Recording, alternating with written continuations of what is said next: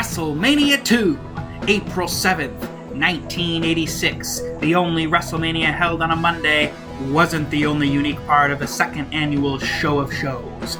WrestleMania aired from 3 separate locations: the Nassau Memorial Coliseum in Uniondale, New York, the Rosemont Horizon in Rosemont, Illinois, outside of Chicago, and the Los Angeles Memorial Sports Arena in Los Angeles, California. The locations each had 4 matches. WrestleMania II, the premier sporting event of the year.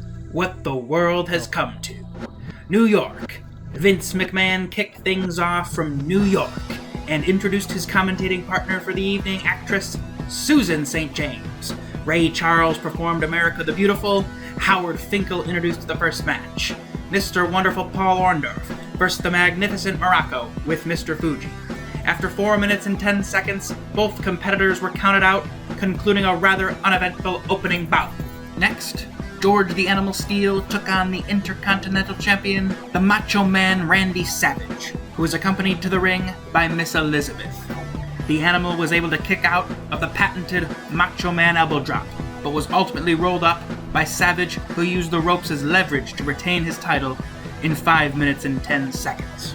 George Wells versus Jake the Snake Roberts. Roberts brought his signature bag containing his giant snake, Damien. Jake the Snake hit his finishing DDT and gained a pinfall victory at just 3 minutes and 15 seconds. He then released his snake by Wells and ended up wrapping it around him in quite a horrific display. Comedian Joan Rivers was the special ring announcer for the New York main event, which was a boxing match featuring Rowdy Roddy Piper with coach Lou Duva and Cowboy Bob Orton versus Mr. T with Smokin' Joe Frazier and Haiti Kid. In a very competitive boxing bout, Mr. T ultimately controlled the pace, and at 13 minutes 14 seconds, 1 minute and 14 seconds into the 4th round, Piper pushed the referee to the ground and scoop slammed Mr. T. He then dove and attacked a vulnerable Mr. T. The ring filled with representation from both sides, and a brawl ensued. Mr. T was proclaimed the victor by disqualification. In Chicago, Mean Gene Okerlund, Gorilla Monsoon, and Kathy Lee Crosby were the commentators for the Chicago portion of WrestleMania II, with ring announcer Chet Kopak. At just 1 minute 25, the reigning women's champion, the fabulous Moolah, defeated Velvet McIntyre by eluding a crossbody from the ropes, and she was able to cover Velvet for the 3 count. Nikolai Volkoff with Freddie Blassie attempted to perform the Soviet Union's national anthem. The American fans were unamused. He took on Corporal Kirchner in a flag match. Kirchner used Blassie's cane to secure a pinfall victory for the USA. One of the most anticipated matches of the card featured a battle royal, pitting professional WWF wrestlers in the same ring as professional American football players. Special referees included the NFL's Ed Too Tall Jones and Chicago Bear legend Dick Butkus. The 20-man battle royal included the Chicago Bears offensive tackle Jimbo Covert and defensive nose tackle William the Refrigerator Perry. Bret the Hitman Hart and Jim Neidhart remained against Andre the Giant as the final 3 participants. Andre was able to eliminate both members of the Hart Foundation to secure the victory. The final match from Chicago was for the Tag Team Championship.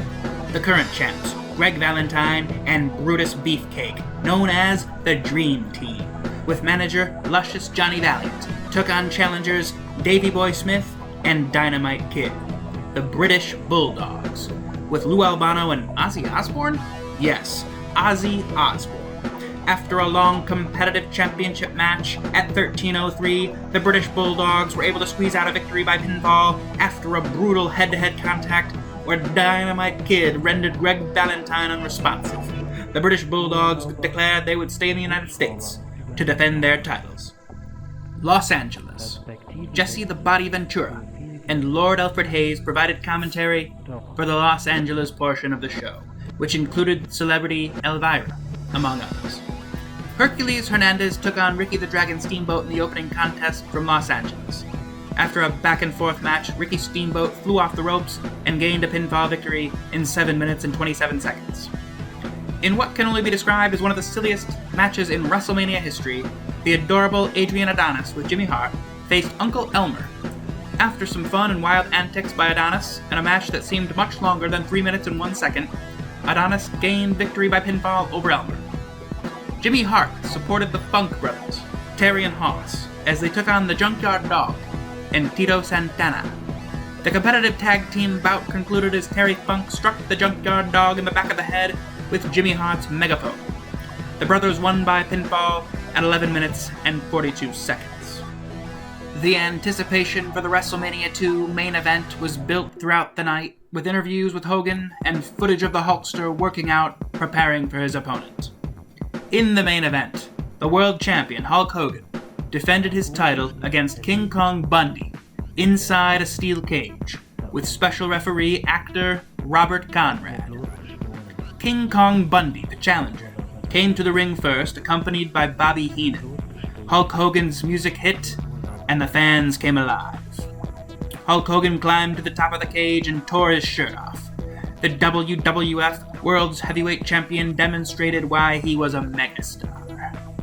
Both competitors took an absolute beating inside the cage. Hogan's ribs were taped as the storyline was that he was nursing a rib injury. Bundy tore off the wrapping during the match and attempted to take advantage. Hogan, however, bloodied his opponent and proved too much for Bundy. Hulk Hogan won the match after hitting his patented leg drop. The conclusion of WrestleMania II was with sights of Hogan posing in the ring.